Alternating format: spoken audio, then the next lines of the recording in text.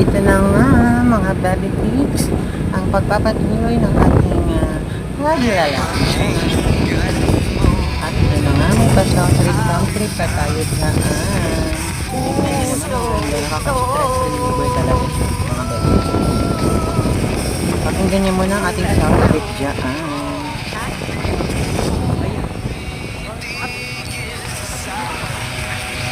At sumasabay pa nga ang inyong baby kids sa pagkanta-kanta. Hindi naman guys, napakaganda niya talaga. Only here in Barangay Magallanes.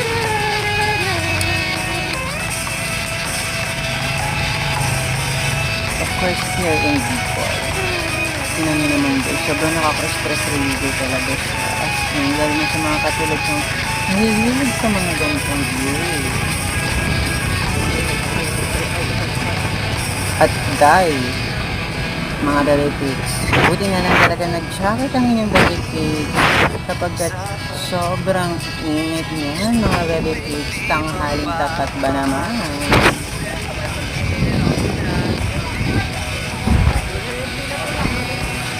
Eto naman kasing sister ng inyong baby pigs. Alas 12. Tanghaling tapat talaga siya nag-ayang lumayas. At syempre, sino ba naman ako para tumanggi? Tingnan nyo guys.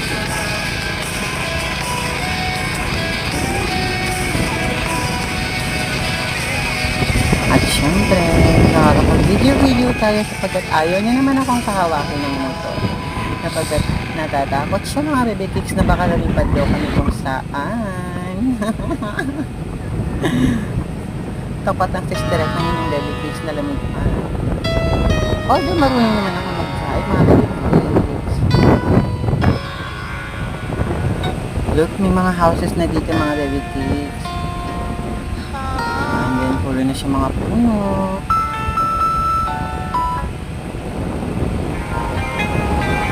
Yan.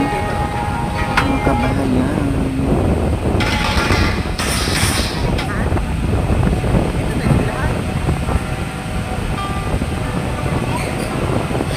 O, diba nga, may mga person pang nakahubad.